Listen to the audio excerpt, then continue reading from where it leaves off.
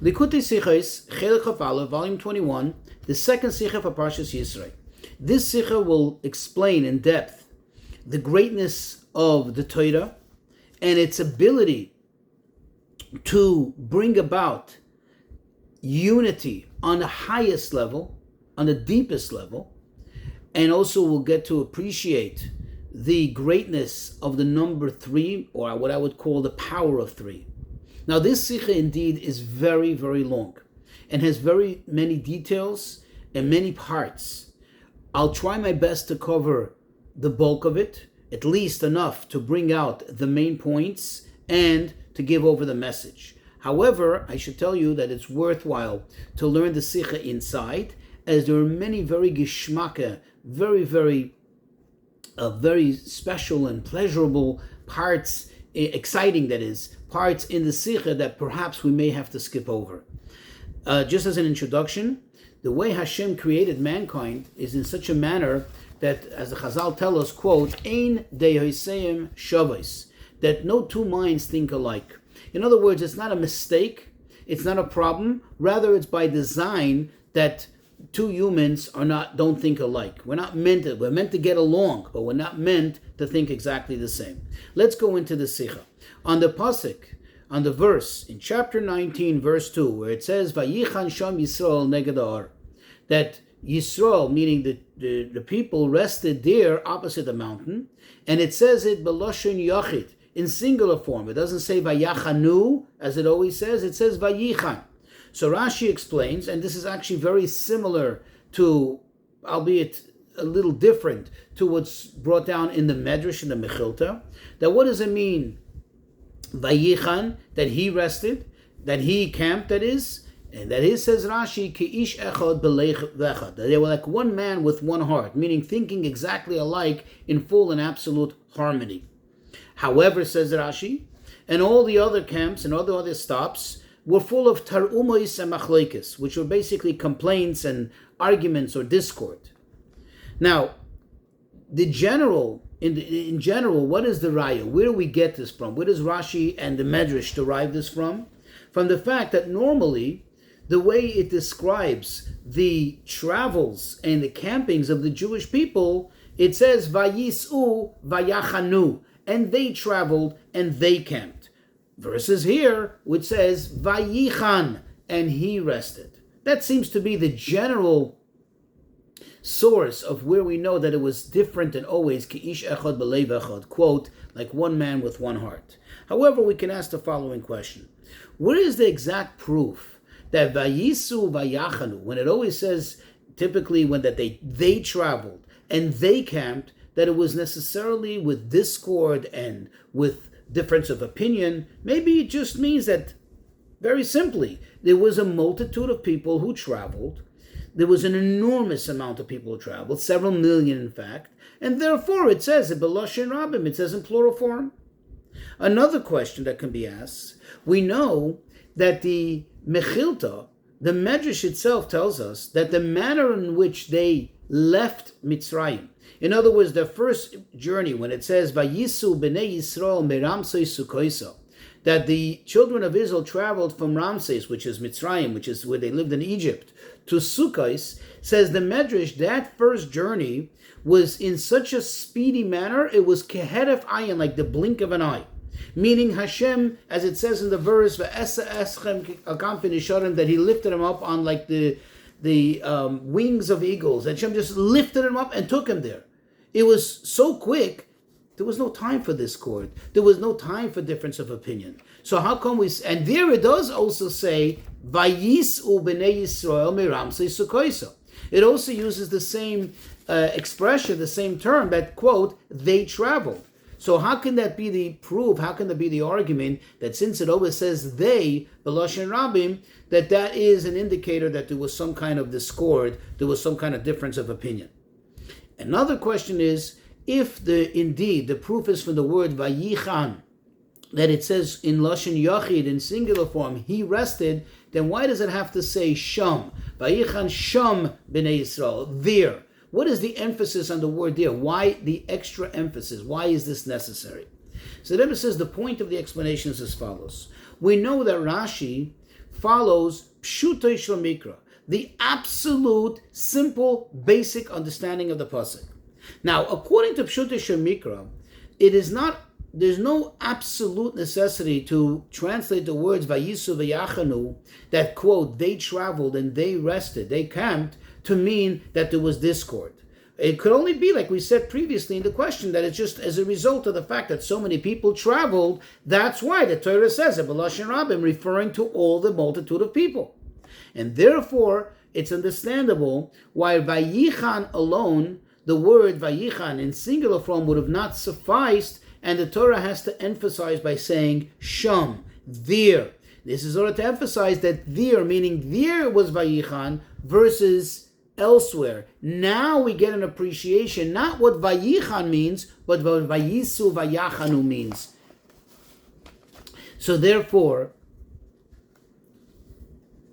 now we can, like I said, now we can appreciate Vayisru Vayachanu is that there was always discord in the other places. But even in places that there wasn't discord, here is a very interesting appreciation of it. Doesn't necessarily mean that every single one of the 42 travels or the 42 stops that they made, that they were actually fighting. But rather, going back to the rule that we said in the introduction, that since Ein Deyoseim Shavis, people are not meant to think alike, they're not meant to think like one, where we have difference of opinions, we have different approaches to matters. Therefore, every single place it says Vayisru Vayachanu, because they weren't like-minded. They weren't Ki'ish Echad B'leiv Echad. Versus over here, that there was a great chidush, there was a great novelty.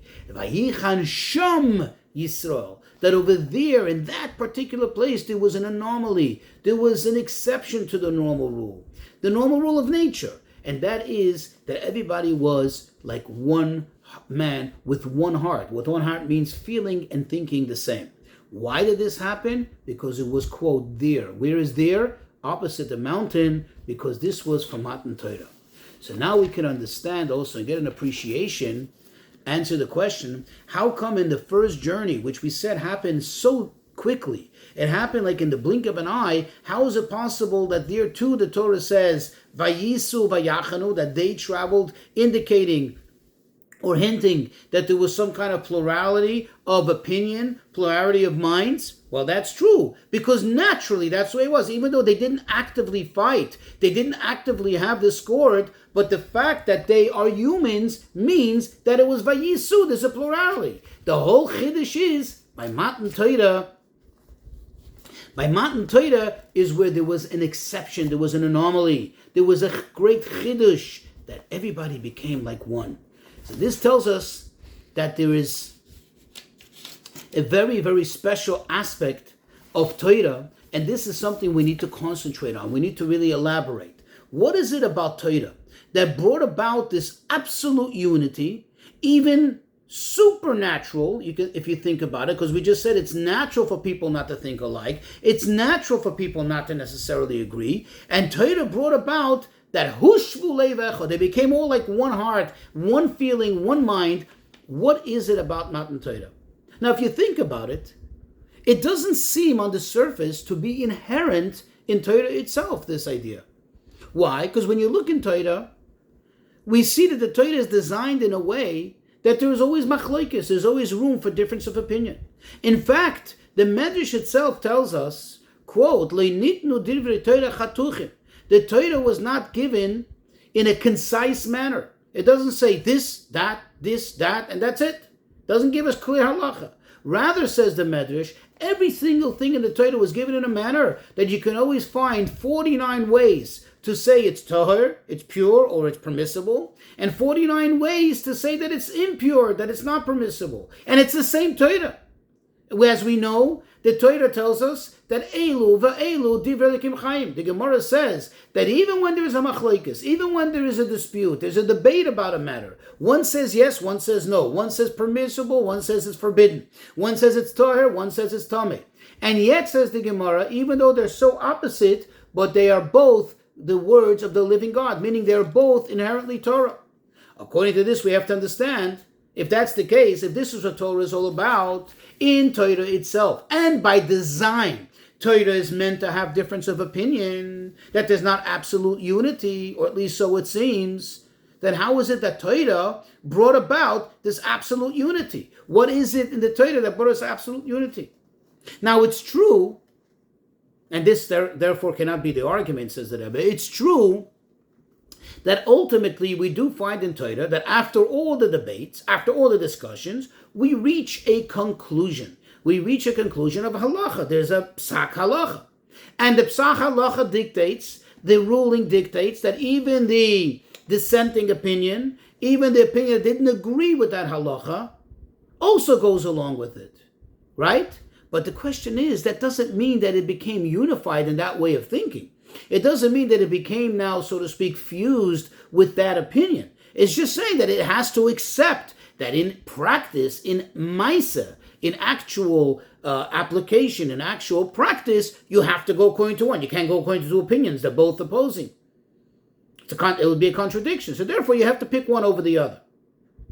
So going back to the question, where do we see in Torah this unification quality, this quality of unity that's specifically in the Torah, that brings about this idea, and therefore it resulted in Vayichan Shem Yisro, that all the Yidden, even though all the time they were always of different opinion, here they all were like one man with one heart.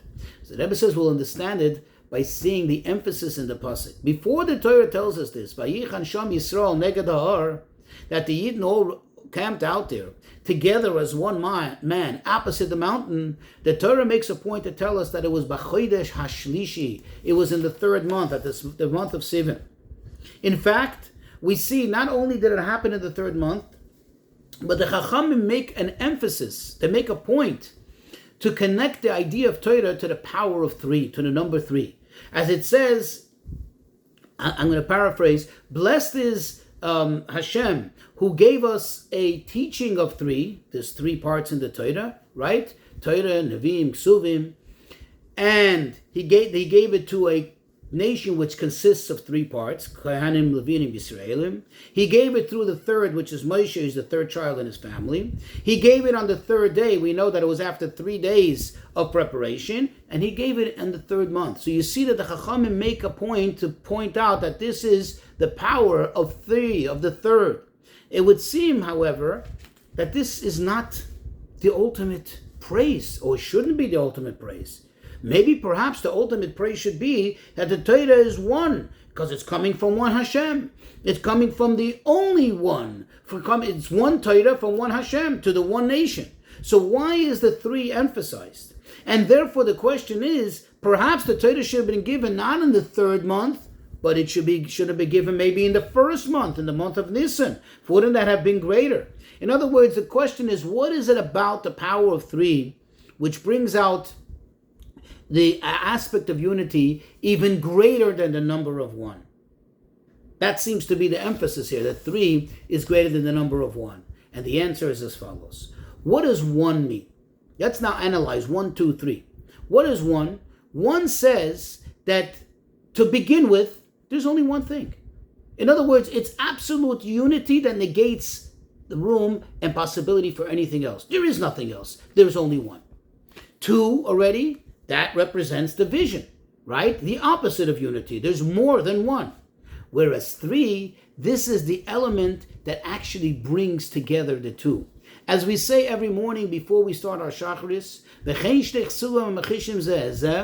and there are two, when you have two verses, this is another one of the major rules in how to learn the Torah and how to learn out and derive things in the Torah. When you have two verses which seem to makhish, they seem to contradict, they seem to oppose one another, what happens? Comes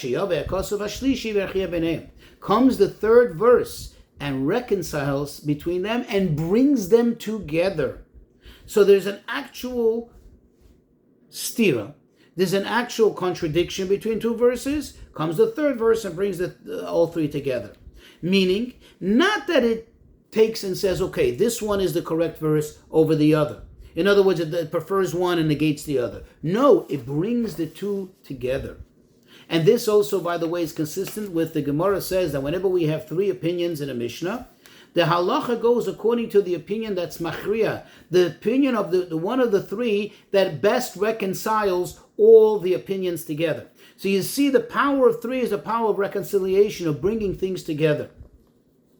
So since the Chazal connect the Torah to the aspect of three, so this tells us that it's not just in the places where you actually have an implementation of the power of three, an actual reconciliation of the difference of opinions, but rather it tells us that the whole entire Torah goes according to the power of three. The whole entire Torah is about the power of reconciliation, of bringing things together, of making things one.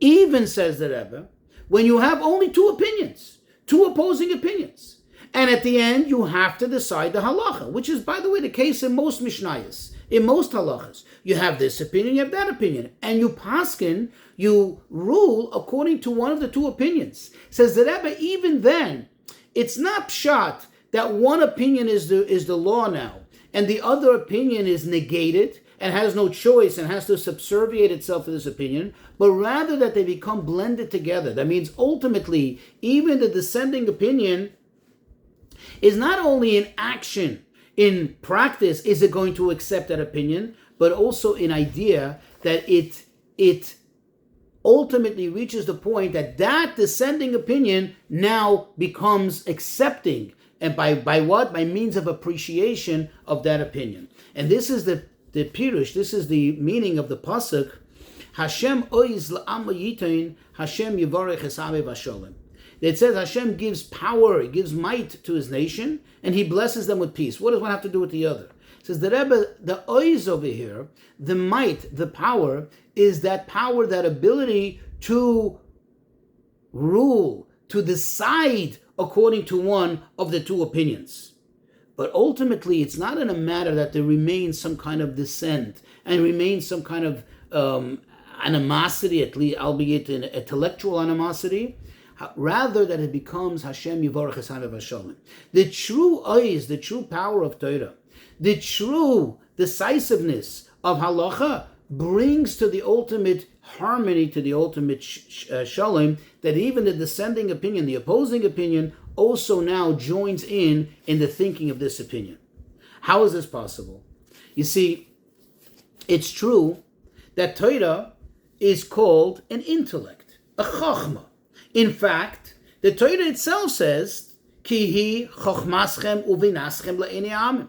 This is your intellect and your understanding against the nations, meaning the Torah itself in Parshas V'Eschanan says that this is a form of intellect. However, we know that Torah is not purely an intellect. It goes above and beyond the idea of Chachma. As the Chazal tell us, Yesh Chachma Bagoyim Taimim. That if you hear that there is intellect, there is wisdom amongst the nations, believe it. Yeah, Chachma exists. But Yesh Torah Bagoyim Al Taimim. That there's no such thing as Torah. You don't believe that it's Torah by Goyim. Torah is unique. Torah is one. Torah is the only Torah that we have. There's no duplicate of it. There's nothing that can replicate this in any way. What does this mean? And let's understand. On the one hand, we say Torah is Chachma. Torah is an intellect. It's a wisdom. In the other hand, we say, no. I'm sorry. We say Torah is not a Chachma. We say it's beyond that. And on the other hand, we say, what is the idea, says the Rebbe? The idea is that the Torah has the maila, that has the greatness, has the advantage, that the Chochma of Torah is on a totally different level. It's in a totally different realm than regular Chochma. See, what happens in regular Chochma? Regular Chochma, even though it could accept that when you have more than one opinion, you have to make a decision and go according to one or the other opinion. In other words, Chachma itself can obligate and reach the conclusion that there must be an acceptance of one way over the other, because otherwise you have total and absolute anarchy. However, when this happens in the Torah, it's a whole different thing. Why? Because what is Torah? Torah is not purely Chachma. Torah, as the word Torah comes from the etymology, from the root word of Haira, which means directive. The whole purpose of Torah is to tell us how to live, to obligate us, to infuse us with the awareness of what we have to do and how we have to do it. That totally transforms the whole idea of Chachma. That totally changes the whole aspect of the Chachma of the Torah.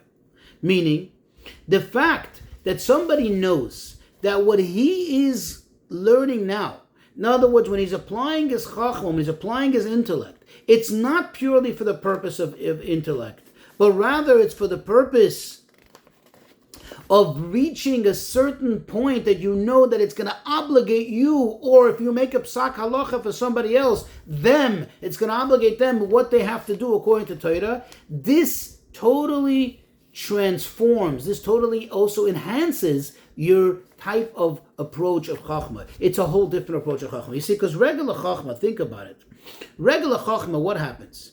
Somebody can understand something intellectually, somebody can come to a conclusion, but it doesn't in any way obligate them to do anything. It certainly does not push them, motivate them to actually do something about it. For example, somebody can understand that medically it's preferable for him to live his life in this manner and yet not follow it. But in Torah, there's no such thing. The Chachma itself reaches the conclusion that you must do it. There's a Hayrah. You have to do it this way. There is no other way.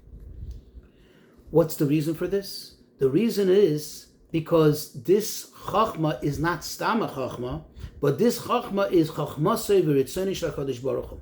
This is Hashem's Chachma. This is Hashem's Ratzon, Hashem's desire. And therefore, this is the Emes La'amitoy, this is the true, ultimate truth. This, in other words, what is Emes? Emes is something that is totally seamless. Emes is something that has no beginning and no end. And therefore, there cannot be any disconnect between the intellectual aspects of thing and the action aspect of thing and the implementation of it. See, in regular Chachma, it can be two separate things. You understand it intellectually, but it doesn't in any way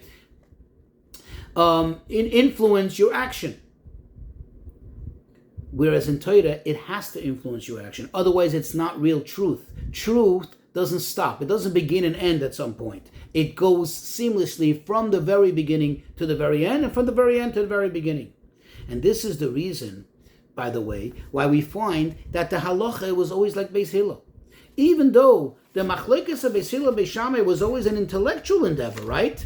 But still, the Gemara says that why is it that Hashem chose that the halacha always should be like Beis Hillel? Because they were very, very humble, they were very pleasant. Now this is notwithstanding the fact that in actual intellect, Beis Shammai, it says Chadud and Tfei, they were much sharper. They were greater when it comes to intellect. But because the whole idea of Torah is to reach the truth of Torah, like we said, the true Chachma and Ratzon of HaKadosh Baruch Hu, which is supposed to lead to action because it's real truth, when you have Bittul, you're able to truly and absolutely reach it. Now we'll appreciate better how the Chachma of Torah is beyond regular Chachma.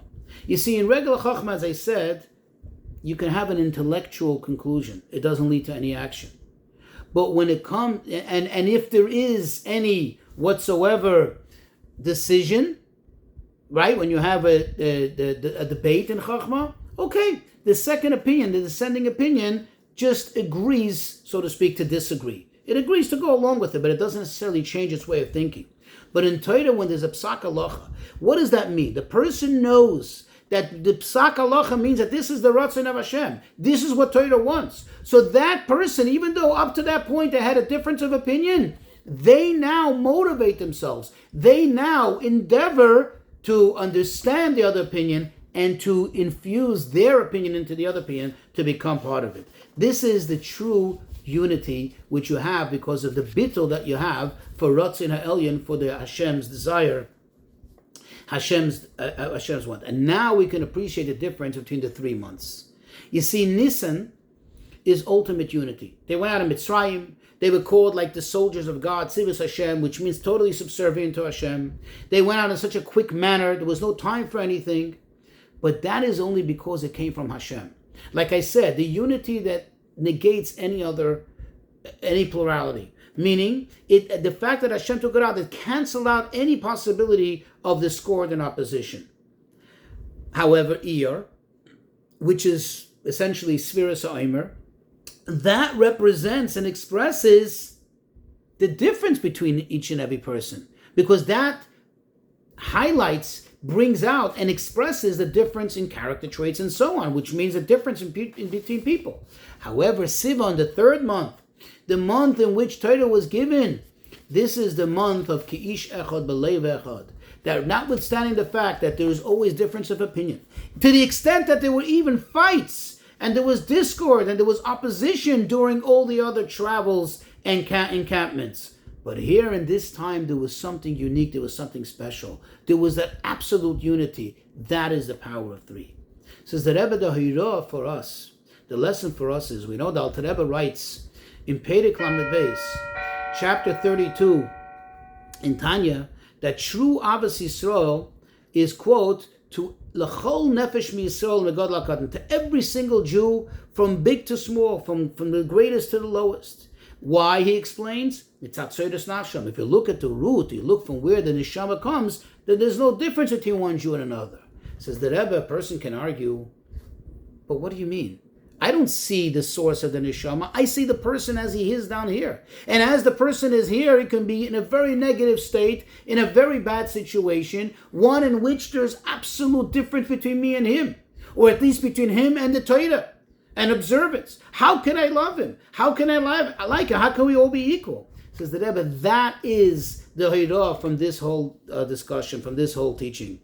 That with the power of Torah, we have the ultimate unity, the true unity, that it brings together the person as they are, the people, as they are from the real true source, which is the Ratzon HaElyon, which is Hashem's Chachma, Hashem's Ratzon, and through the power of Torah, that even though you seem to be so opposed, so different, but this is the ultimate unity that brings together. So the idea is to approach other Yidden through the power of Torah, and they have true Avos Yisrael.